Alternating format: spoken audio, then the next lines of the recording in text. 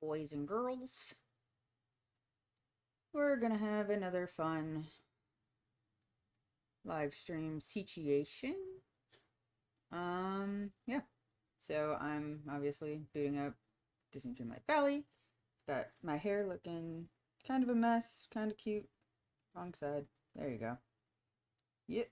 Gonna put that out, fix that. Doop.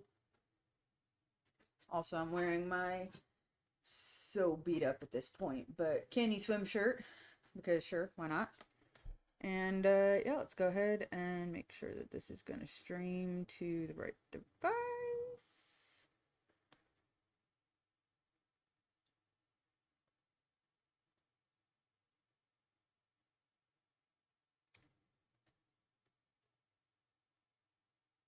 Echo, play Spotify. All right, here's Spotify. Resuming 2.4 The Dead of Time. Live your life. Meet the Potters.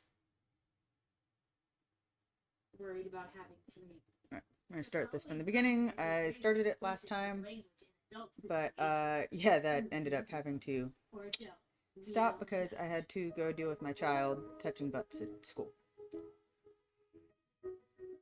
Should probably post about this in the group.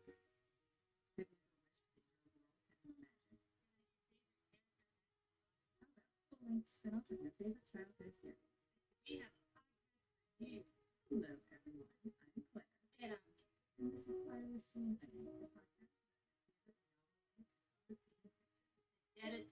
Each episode, we read a chapter. Which I try to remember from week to week. Try being the operative word. Without further ado, here's our recap of last week's chapter of The Dead of Time.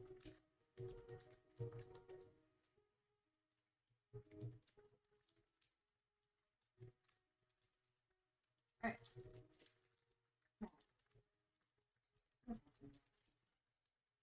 Hermione Lane. Oh. I'm sorry. I read ahead. Now I was like, no.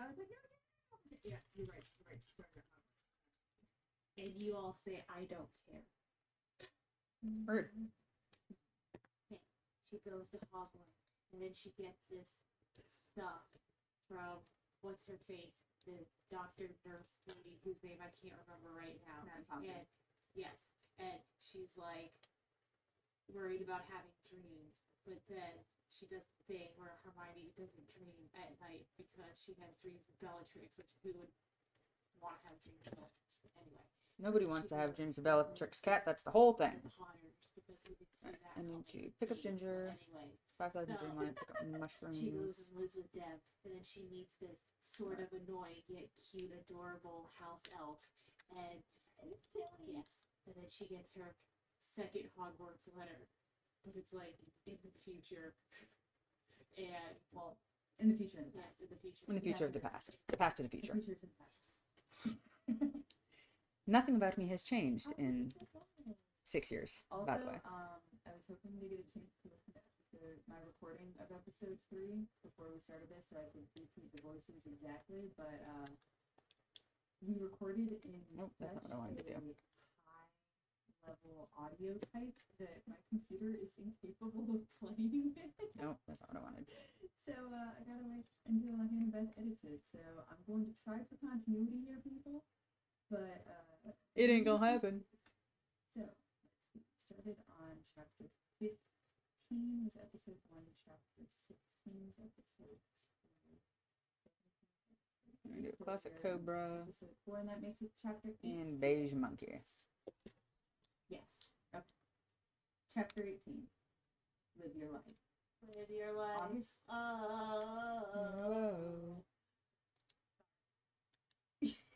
That's the only song I know, from the only line I know.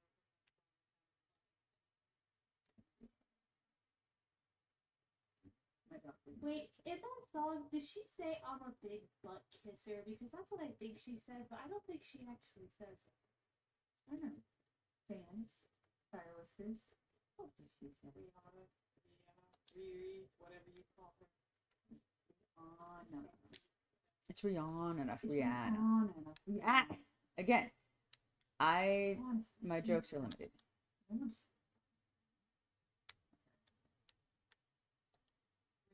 Hermione slept, or August 2nd, 1971, so next step. Hermione slept soundly, without dreams, and awoke rested and bleary-eyed in the comfort of a large four-poster bed. Confused at first at the feel of the bed that was so different from the smaller one in her room at Grimmauld Place, Hermione struggled to take in her surroundings. She studied the large room from right to left, her gaze coming to a halt on the silhouette of a figure standing before her in a blaze of sunshine. The figure went closer, and Hermione blinked to see a head of messy black hair. She smiled, sprinkling a yawn. Harry? She murmured in her frequency. Who's Harry? A vaguely familiar, but still strange voice replied. Hermione's eyes snapped open and she blinked back through the field of vision. She stared up into the face of a young boy with familiar black hair that stood up so high on the ground that she could see it from her position in front of her. Instead of the sparkling emerald eyes she'd grown so used to over the past 7 years, she saw her reflection in hazel brown. This was not her hair. 1971. Hermione drew in a sharp breath as everything came flooding back. The crimson box in the Black Family Library, the time charmed and report key, the letter from Remus, meeting with a very much alive Albus Dumbledore, Madame Pomfrey, and a de-aging potion, fluing into a large manor and meeting the Potters in that incredibly bossy house elf. And now, there was a boy standing at the side of her bed, staring at her with a curious gaze and a crooked smile. So, you're my new sister, huh? Who are you? She screamed and twisted violently away from the opposite side of the large bed. This translated, apparently, to an invitation for the boy to climb up onto the mattress with her to get a closer look. Not quite psycho, he's a little young. She held up her hands defensively, flexing her fingers when she remembered how much smaller her limbs were again, thanks to the de-aging potion. Wait! Three. She looked at the boy closely, shocked and a identical resemblance to her best friend. How had she not assumed? 1971, Potter Manor. Gasped, bringing one hand to her mouth. You're James!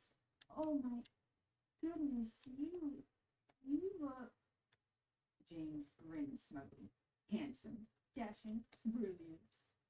Hermione let out a loud laugh, shocked by how genuine it sounded. She had not had a good laugh since the school fiasco began. She smiled at him, his strong resemblance to Harry and his apparent lack of understanding in regards to personal space made him somewhat endearing. You look like a right mess is what you do. Do you even have a brush? She subconsciously Rude. to smooth his hair as she had done to Harry's for the past 7 years, unable to stop herself from doing so, as though her muscles acted on their own.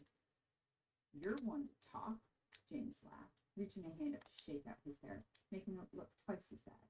He then ruffled her locks teasingly. I think I see a bird somewhere in your hair. Can you hide snacks in that mane of yours? Never thought. Rude ass. She scowled, almost taking the chance to properly scold the boy for talking to an adult like that. But then she remembered that she was no longer an adult. Her mind held the memories of a 19-year-old witch from 1998. Oh, knocking over, you little butthole. Oh, Oh, Max. you look all sad now. Sorry, my child is knocking over lots of things. My child. And Back before I had a I also like human to make child. clear that my child is a dog and not a human. There we go. Just in case you do.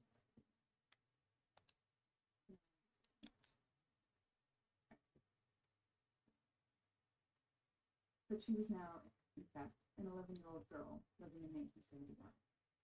Well, since you don't, can I hide snacks in there? He asked with a grin. Seems more convenient than weighing down my pockets. She rolled her eyes. No, you cannot hide sweets in my hair. It's like that scene in The Hot Chick where Adam Sandler's like, you can put your weed in there. It's like every single. I've thing also they still pick never up, seen that put movie. your weed in there. Really stupid movie, but pretty fun. I feel like that's very easy to explain literally every Adam Sandler movie ever. It's pretty dumb, but it's kind of funny. She looked her eyes. No, you cannot hide sweets in my hair. He laughed again. The sound a joyous one, unlike Harry's, which always seemed to come out with a relieved surprise. as though he were continually shocked that he was able to find humor in life. James, however, was completely unburdened. Like, how sad would the person feel? Because James clearly had such a happy childhood and came out carefree, whereas Harry literally grew up just abused constantly and just was almost surprised that he was able to be happy. That's Voldemort's fault. Preach. Look at us, being siblings already. Always wanted a little sister, he said, leaning back against the headboard. He rested his hands behind his head, making himself comfortable. Hermione gathered that his parents had informed him of her apparent adoption. She was shocked to see that he was reacting quite well to the news. When's your birthday? She asked. March 27th of March. Whoop, whoop. Birthday. That's why I want to name my firstborn child James. I did that. Oh, so that's why you did it. That honestly may have played a role. And he was like, yeah, you know, I wouldn't mind having a third. I'm like, what? You want to name your first boy James? Done. Let's get married. But he's not a third. There's more to it. That did not play any significant role. Well, mine's the 19th of September, so technically I'm older than you. Little brother. Unaffected by her news whatsoever, James shrugged as he sat up a bit. Back to McNeely. Mum said that you're my twin sister, and insisting that I was born first. And I'm insisting that I was born first. After all, I was here first. He tossed his head back confidently, nearly smacking it into the headboard, as though he'd already won the argument. Twins? She raised an eyebrow. We don't look a thing alike. That's your issue? James snorted loudly. Considering that I woke up this morning to my parents telling me that I had a brand new twin sister, and oh, don't tell anyone that Albus Dumbledore dropped her off. I think I'm handling this pretty well. And your problem is that we don't look alike. But if you don't want a brother, fine. Not like I'm heartbroken or anything, he said. Such a little shit. You're making faces. Is he not great? Yeah, he's like the sassy Harry you get in the books, but not really. This is where he gets it from. Yeah. Now I'm very annoyed that that's not. Of course, Right? I know all this from the podcast, but anyway. Thanks, Potterless. No, I'd like a brother, she said. The words bringing a hint of pain when she thought about Harry. Harry was gone, but James, Harry's father, looked so much like him it hurt to stare at him for too long. James, noticing her shift in mood, frowned and paused a moment before reaching across the bed, yanking them off. That's gonna be. Hermione snapped, narrowing her eyes. What was that for? Well, we're siblings now, and I feel like I've missed out on some really good pigtail pulling years with my sister. She glared and rubbed the sore spot on his eyebrow. Remember that when I said, getting further along before I have these slugs, people. Fun fact, that was functional neurological disorder. Remember that when I hex that mop of hair. Can't hex me without a wand. And by next week, I'm sure you'll have gotten over it. I have a very forgiving face. Mum says so. He was incredibly arrogant, and Hermione could not help but chuckle at his confidence. What's next week? James beamed with excitement. We're all going to Diagon Alley to get our wands and stuff for Hogwarts. Oh, I didn't even realize. She knew that she would be returning to Hogwarts and that her wand was left behind in 1988, but Hermione had forgotten she would need to get a new one if she planned on attending Hogwarts again. What? Think you can do magic without a wand? Hermione chuckled again, knowing that she could, in fact, do just that.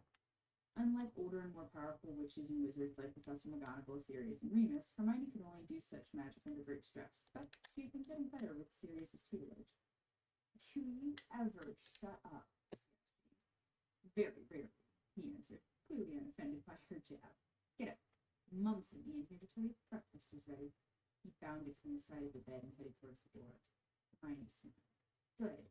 I'm startled. He stopped in his tracks, his hand on the doorknob. Oh, hey, since you're going to be my little sister now, I think there's something important I should know. What's that? What's your name? You don't even know my name. Your parents didn't tell you my name? Hermione asked. Your parents told you if you have a brand new sister and you wake her up, jump in her bed, pull her hair, and you don't even know her name? What's wrong with him? Didn't he even have one suspicious bone in his naive, scrawny body? They may have mentioned it. I heard sister and twin, but then Tilly showed up and he explained. Hermione, he raised a brow. My name is Hermione. That's a mistake. It's not fake. That doesn't sound like a real word. Hermione scowled. It's not a word, it's my name. It's a mouthful. I'll call you Maya. Having a brief flashback to her short-lived relationship with Victor, Hermione slowly enunciated. Hermione. James blinked at her. Blinked as he replied in a similar tone. Maya. Me. Maya. See? Hermione growled, hitting him with as she normally reserved just for Harry and Ron, and sometimes serious. I don't like I don't like Bobby's sister. We've both been shorted by this family. James shrugged, unaffected by her sour mood in her glaring. That's if there's a problem down the line. Ooh, that's My name is Hermione. doesn't happen often. She said firmly. Already thinking how the Hogwarts letter had been addressed. Wait a Second. flag on this play. Yes. Didn't Dumbledore tell her not to tell anybody what her name was? Yes, but considering James Potter dies before Hermione Granger ever finds out she's a witch, it's not as huge of a deal. He told her not to tell anybody future stuff. And you all say I don't care. Nobody said she didn't care. We all just said she didn't. Well, it's fair. It was like two people. Two people think you don't care out of the 500 or 600 who listen to this. So minuscule. 500 or 600. We get 1,000 a week. Disagree, then go ahead and Still. an Apple podcast. And sometimes we go a long time without recording. So I forget. Sometimes we go like straight up. Do you know how many articles and studies I read all the time? Do you know how much to think of it? No. Not much. That was me. It's really me. I'm speaking of a little extra simple to my brain for this week. Yeah, you should know Claire is Dory. Rude. What? Oh, I saw a boat. Where? Where? Oh, over here. Who are you? Rude. Oh, I saw a boat. Oh, God. I'm so bad. Oh, good. I did have a bath. Well, I think I got it after I talked to her. Oh, well. Oh my God.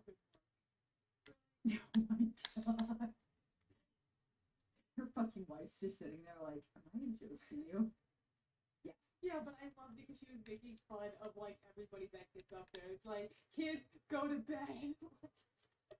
Like they just Ricky Gervais really gets me. Thank your mama, your fans, and Jesus, and get off the stage. I think it was, God damn it, no, it was, thank your producer, your God, and get off, and fuck off. Yeah, pretty much how I feel. And we do that time. Oh, man. All the people I need to friend up are here. You want what? Your name is Hermione Potter. Maya Potter, actually. Potter, I'll have to get used to that. You're my sister, James said with a genuine smile, looking at her in a way that reminded her so much of Harry that it hurt. But she still smiled back at him. And that makes you a Potter. Hermione's nose stung as she felt tears well up. Wasn't it just last night that Harry had told her the same thing? It's sad. Okay, fine, be heartless and not be affected. God, who are you, Shia? Shia literally asked the group to send her things that would make her cry. Nothing worked. There you are, dear. Doria smiled up at Hermione from the large dining room table as she entered the room behind James. Hello again, Mrs. Potter, Mr. Potter, Hermione blinked at James. Mom, quietly, Dad? and pulled up her chair for her, surprised that a boy who had tugged her hair just minutes ago upstairs was being a perfect gentleman. He eyed the Potter parents, who smiled proudly at their son, and acted as if his actions were not anything out of the ordinary. Well, we should probably skip right ahead and have you start calling us Mom and Dad, Charlie suggested with a kind smile, and Hermione's chest tightened. No sense in living a double life now. It'll just get confusing. Besides, you've made it perfectly clear that you're family now. It's okay if you don't want to talk about what happened before. Albus wasn't very forthcoming about the details, just that there was a young lady who needed a family. I've always wanted a little girl, Doria admitted with a gleam. Rude as fuck in front of your son. Hermione could not help but be overwhelmed by their instant acceptance of her. James scoffed. Thanks, Mom. Okay, I just saw Starbucks girl texted. LOL, love that, did that. Wow. Okay. Don't know what you're referring to. Please feel free to respond again. I will try to keep a better eye on everything over there. Doria explained as she sipped at Hermione's feet. Maya, James blurted out after swallowing a mouthful of porridge. What's that? Charlotte picked up from the morning paper. Her name's Maya. I hate nicknames, Hermione repeated, narrowing her eyes at James. Doria beamed at both her children. I think it's cute. Maya is a lovely name, she said to Hermione. If you'd like, we can still call you Hermione, Charlotte assured her. I'm not going to. James placed half the dish of sausages on his plate. She's Maya now. Fine, Hermione teasingly glared at him. Jamie. Well, that's...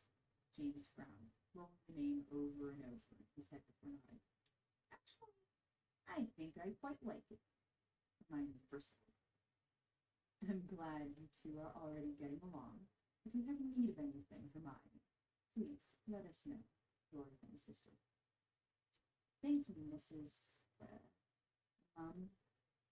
That's gotta be so fucking weird. The word sounding artificial in her mouth. I think I'm okay right now, just adjusting, I suppose. It's been a strange few days, she admitted quietly, letting her previously light smile fall from her face. No frowning now, Doria said immediately. I know you've had some hardships lately, but we're Potters, and we push on. You take what happens, learn from it, Ah, and yes. move forward. It did work out perfectly. Hermione whispered. What's that mean? Potter House reads. Which is funny because I fully planned on calling him like JD, and now he's just James. I call him Jamesy sometimes, but not Jamie. Lightning bolt. That seems not quite fair with the whole podcast thing. There we go. That's what we're gonna start calling it. Impressed, Charlotte said, "House words." I hope I can live up to them. Hermione smiled tightly, fingering the bracelet around her wrist, glad that none of the Potters appeared to have noticed it thus far. If they did, they didn't care. Perhaps they assumed that Dumbledore had given it to her. She was worried that they would accuse her of stealing, especially since she had only known them for less than a day. Sirius just had to give her a Potter heirloom on her birthday. It would be difficult to explain how she knew their grandson. Charles grinned proudly. I think she'll be a Gryffindor. Of course she will. All Potters are Gryffindors. James rolled as if Doria folded her arms across her chest. I wasn't. Well, you were fortunate enough to be born a Potter, dear, Charles teased. Don't you mean fortunate for you? Doria winked at him. What house were you in? Hermione asked, reaching for a piece of toast in front of her. I was in Slytherin, dear, Doria explained. Yes. Really? Nothing? Oh, she was in Slytherin. See, we love a non-judgmental queen. You're such a wonderful person. Also, who else important is a Slytherin? Hint. Hint. It's the author of this story. Oh, really? Yeah. Well, that's why she can't. Okay, a little judgmental. Yeah, that's why you make cry all the time. You're poor little. What, Mo? Yeah. Hermione's eyes went wide. Harry's grandmother was in Slytherin? Sneaky little snake tricked me to our first date. Charles scooted his chair close to his wife, reaching for her hand, which she casually allowed him to take, a devious smile on her lips. Are you complaining? Doria asked. Not a bit, he smiled flirtatiously, kissing her wrist.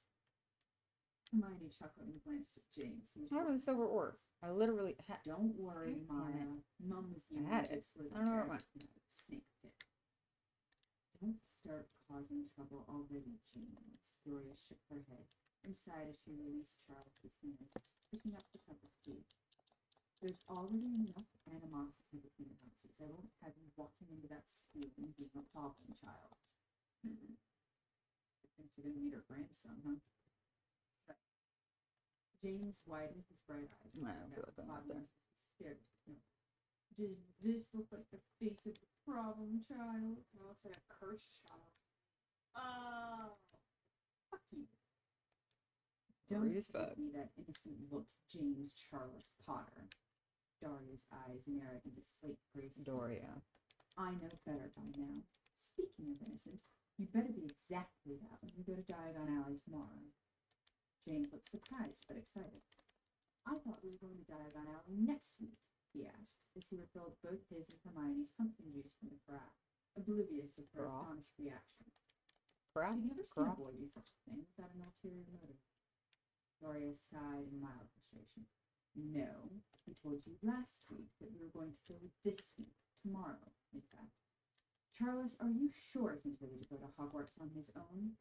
Poor boy might get lost on the train or fall into the lake. No one falls into the lake, Charles laughed. Hermione joined in, chuckling at the menu. Fuck, I'm hungry. Chuckling at the memory of the Ooh, young I am man's hungry. baby who had actually had. Which is nice because my stress levels have been through the goddamn roof and I've had no appetite for like a month. Tilly appeared, clearing away plates and levitating new dishes to the table, refilling cups that the Potters had not refilled themselves. The small family smiled at her, all saying words of gratitude as she moved around the table with a determined air. Tilly's young master will not fall in the lake, she insisted. Tilly taught him to swim. Oh, yes, she did. Tilly. Also, I think I said last time I was listening that she reminded me of Bon Qui. Girl, I cut him. Yes, I did. Guess who saw the comedian who plays Bon Qui on an airplane while leaving Nashville? Annabeth. Tilly suddenly turned on Gloria. With a fierce voice, she said, Tilly's young master will go to Hogwarts. Young master's the smartest wizard, brave, and family. They let young master into Hogwarts to be the greatest wizard. She left a silent or else hanging in the air. Hermione stared at the scene, only ever having heard a house elf speak like that before when Sirius and Creature went around. Those never ended well. However, Charles was chuckling out of his breath. Darius and Dylan loudly put out, and James looked smug at Tilly's endorsement. While now Hermione was certain she knew he was responsible for James' abundant self-confidence.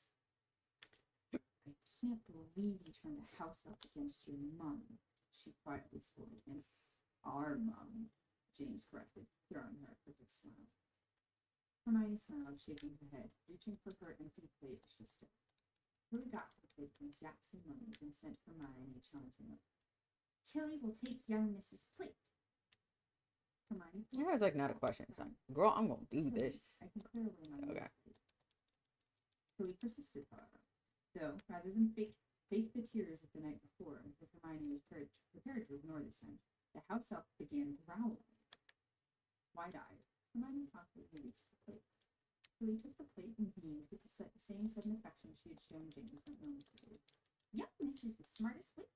She goes to Hogwarts soon with the young master, and will make herself so proud. Yes, she will. She stopped her little foot at the end of her decree and vanished with a soft pop, taking Hermione's empty plate with her. I've never seen an elf so... Hermione began, still in shock. Overbearing, Charles suggested with a hearty chuckle. She's been like that since about a week after moving into the manor. So happy to be here that she overdid everything. I didn't grow up with house elves myself, so I was used to doing those things on my own, just like you, he revealed. When he smiled at her, Hermione could not help but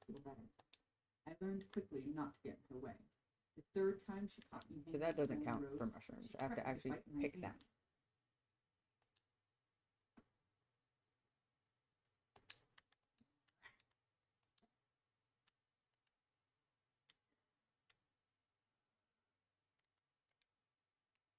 I kind of imagine it. Like that clicking noise of Alien. Okay, I'll stop. I actually don't know if that sounds like an alien because I don't know who directly watched it. Judge me. I will judge you. Daria laughed at the memory and regarded Hermione affectionately. It's true, so get used to her love, and try not to let it go to your head. She dipped her head to her son with a knowing smile. I don't know what you're all talking about. Tilly's a genius. James shrugged and drained his pumpkin juice. I'll keep an eye on him at Hogwarts, Hermione offered, looking at James with a smirk. I'm sure his head will deflate a little without Tilly there to dote on him. Charles smiled, leaning in conspiratorially. Conspiratorially? You're officially taking on the position of sister? Courage and craft, Hermione repeated her new house words. Taking on, yielding to the circumstances she had been forced into, or maybe looked into. I'm a Potter now. Something tells me that looking after him will come with a new name. You're a good girl, Hermione, Doria said proudly. Hermione swallowed hard and turned to smile at James. Maya. I think I'd like to be called Maya. James threw his fists into the air in a sign of victory. So this is a fairly important transition because Hermione and Maya are essentially different people. Because Hermione grew up kind of swotty, only child, muggle-born, grew up getting teased, and had like this complex that essentially forced her to be the best at everything because she didn't want people to think she was lesser just because she was born from a muggle family. Whereas this time she's going to come in as a pureblood. She's not going to be stressed out. She's already fucking done it all, so she doesn't need to study as hard. And she's going to be a little more laid back, I think, than we're used to seeing Hermione. So while Hermione was kind of stick of her butt, bookworm, nerd, you know, Basically just describing myself at this point. nervous breakdown over exams kind of person, Maya's a little more chill. So like me the first time I went to college versus me the fifth time I went to college.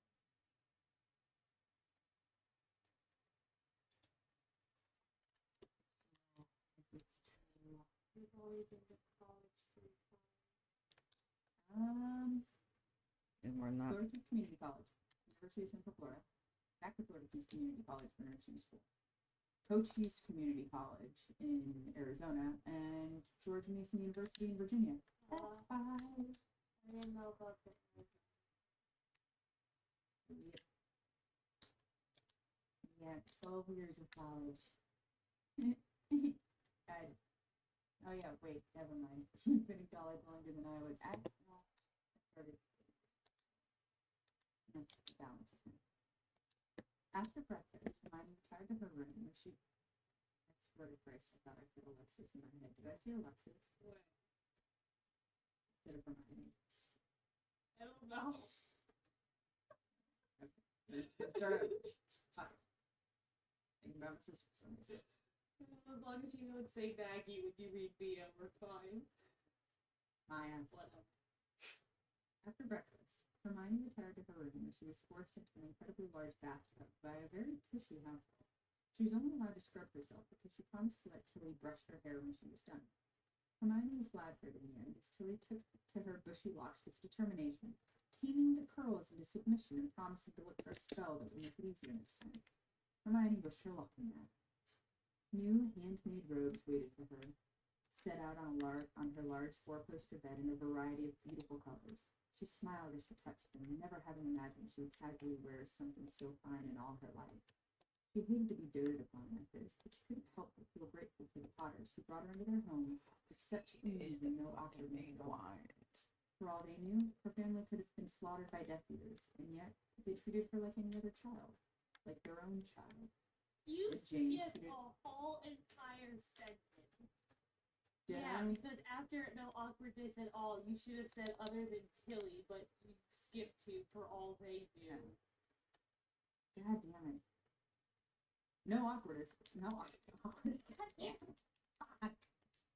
No awkwardness at all.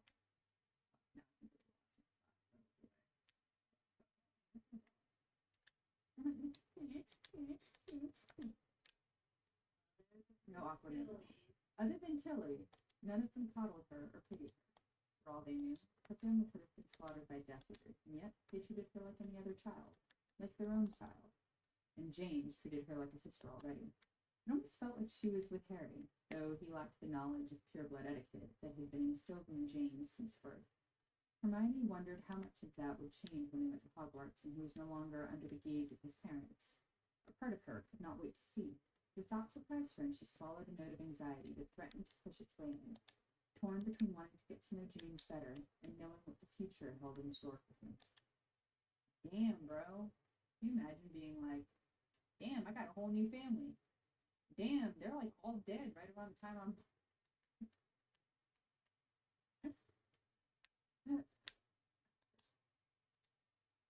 After dressing in the new robes that Tilly made for her, she reached beneath the mattress of her bed and pulled out the folded parchment that Remus had left her in the crimson box. She read it again, over and over, frowning at the words. The part of her was still quite angry that she had not been consulted. His words were easy enough to decipher. I'm only following the instructions of someone who understood time far better than I ever did. You needed to go back.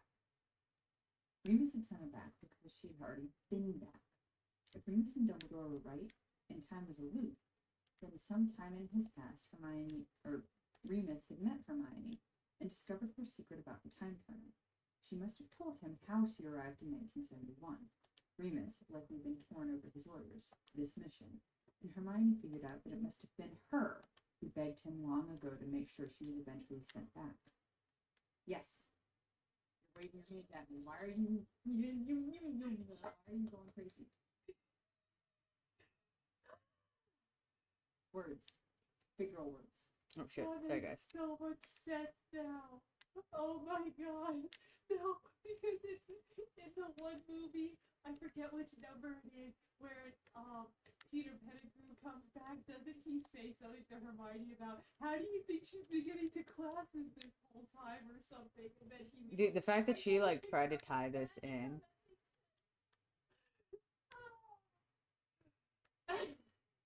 You realize he knew that because he was Scabbers the rat, and saw her using the time turner.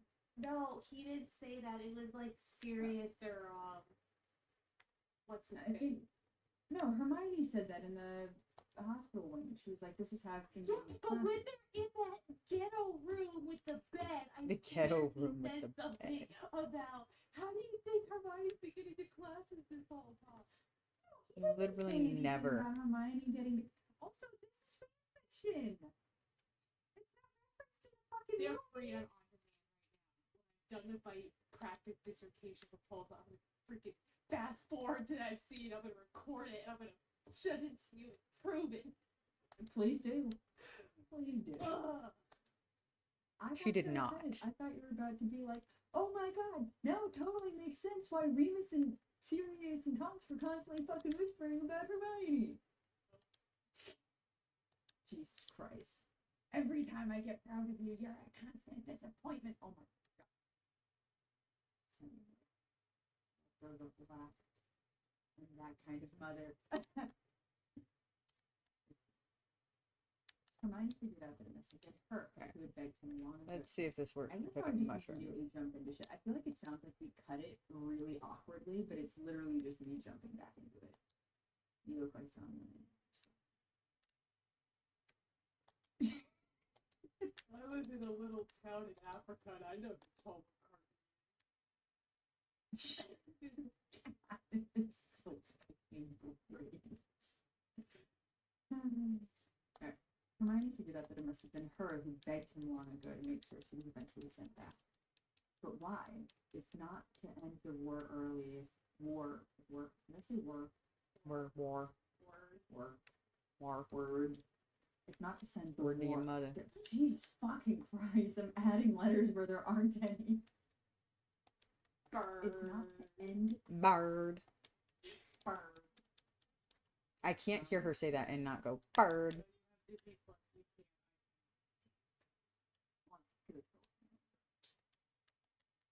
With Now I've their got my own. permission, Disney Plus, if you're listening, would like to sponsor us. I need it. we'll trade decals for Disney Plus access. Well, that's if fine. not to end the war early, if not to destroy Voldemort before he gained power, if not to save so many lives, then what? Live your life. Enjoy your life. YOLO. Preach. Carpe diem What's for that? idiots.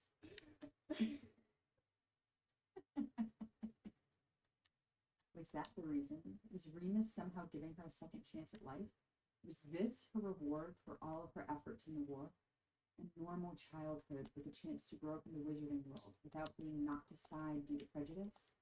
She had been gone less than a full day, and somehow she already had been gifted with family and a brother and a chance to experience Hogwarts without needing to fight trolls and three-headed dogs and basilisks and Death Eaters and Voldemort. Dumbledore told her that Remus's letter was for Guide now. Guide, not God. It's your God now. And it got didn't know. Dude, one of my old coworkers got put in charge one day and literally put that fucking meme all over the office. It was a good day. Wait, hold on, I got 30 minutes. Okay, you got 30 minutes. All right, we're almost done. Hermione sucked a deep breath and let it out. She could do this. She could use the letter as her guide. She would live her life as instructed by Remus and Dumbledore. She would try to enjoy her life, but Hermione Granger's life came with baggage. Baggage that she could not carry here in 1971. So, she would do the only thing she could do.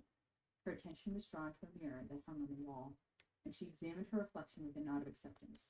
She would leave the baggage with Hermione Granger and start fresh, as Maya Potter. Maya spent her first day as a Potter getting a tour of the ancestral manor and a history lesson on her adopted family.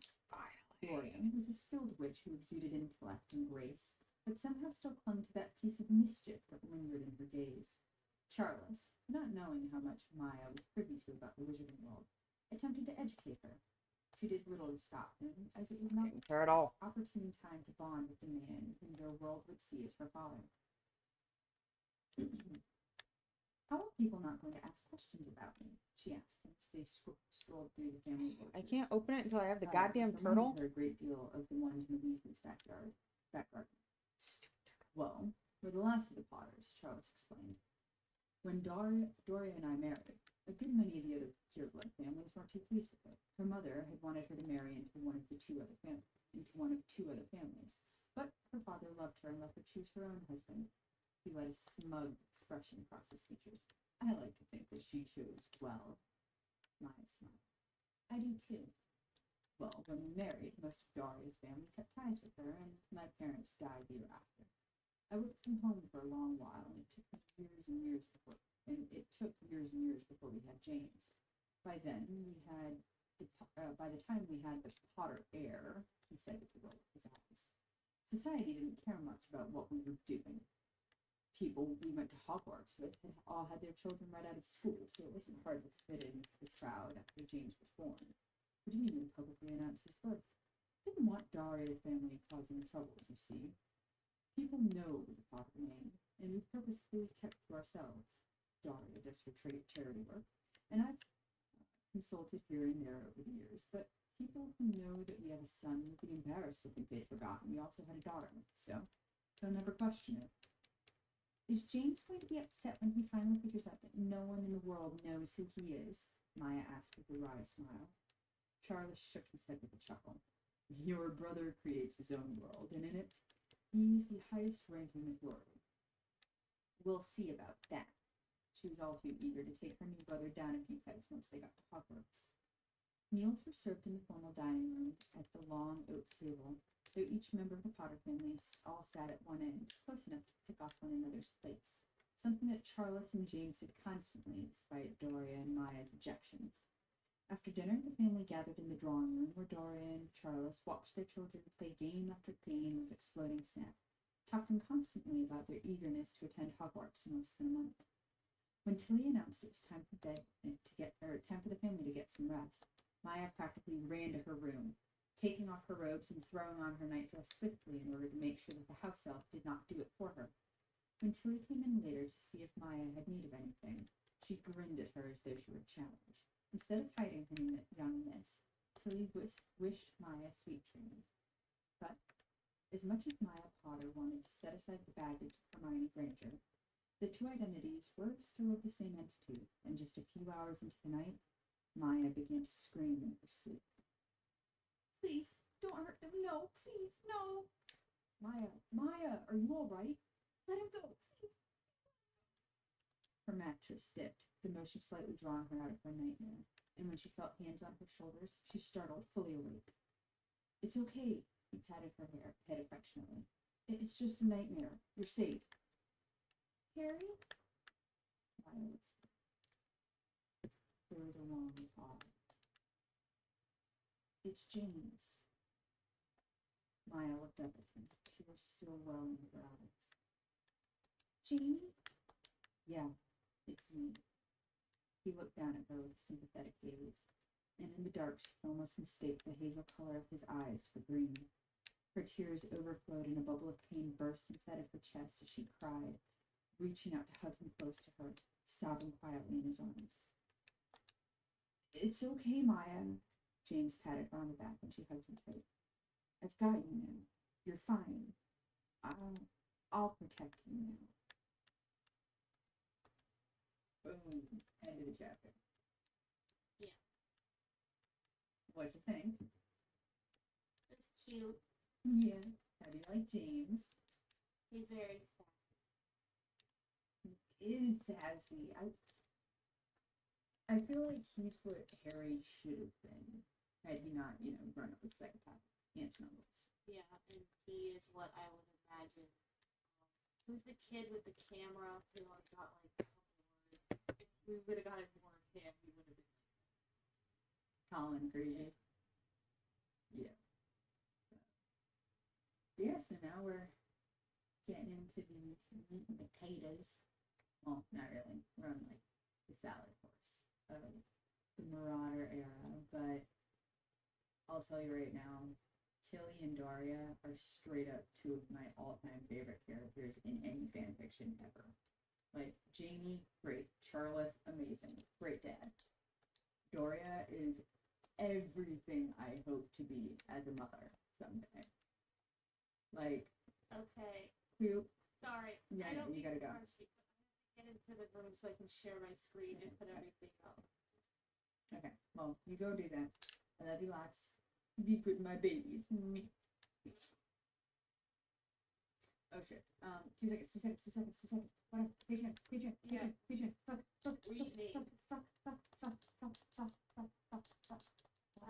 I need to say something other than fuck. Muggle. Those are some interesting names we got there. Judgy. Right, so, like, give a big shout out to our Fox level, producer level Patreons. Give a shout out to Carissa Horton, Krista Ryder, Ashley Thurman, Brittany Lopez. No, it is Brittany Tribble. I changed it. I knew she changed it. She told me she was going to change it. I wasn't sure if it was going to show up. Brittany Tribble, Claire Luciano, Elise Wolfson, Jillian Foles, Martina Miranda Eskew, Sophie Segator, Amanda Zurcher, Ashley Enstrom, Laura Rivers, and I believe we also have some new ones coming in. Sorry guys, Kat has to do important things, so I want to get through this really quickly. Holy crap, we got a new donor within the last 6 hours. That's super exciting. Alright, we'd also like to give a thank you to our 3 new foxes, Sarah Grisham, Olivia Amoroso, and Kelly. And we'd also like to give a shout out to our 2 stags and a wolf. Our stags are Caitlin and, I'm going to butcher this name, Royce and Byrne, and our new wolf, Heather Nicholson. Thank you so much, guys. That was We really Roshan. appreciate everything you do, and we're glad to have you be a part of our patronage. Thanks, everybody. Thank you. Enjoy your Firewhisky Friday. Peace. Ciao. That's a quick one. Thank you for listening to another Honestly, I episode may of just Fire end this here because I gotta pick the kid up in 30 minutes. So, Thank you to Blue Ivy Creative for creating our logo and Hannah Beck for editing our episode. kind of a chill episode. It's okay. It's a quiet day. And on I'm Twitter just hanging out. at FWH Podcast. And on our website. As usual, thank you for joining. And I will see you If guys enjoyed next this time I decide to podcast and stream. would like to support and get extra content, please support us on Patreon and review us on Apple Podcasts. Thank you to those who support us already. We wouldn't hear without. See you next Fire Whiskey Friday. Friday. Also, we are still getting new patrons. Like, within the last week. It is bananas, and I love all of you for doing that. So,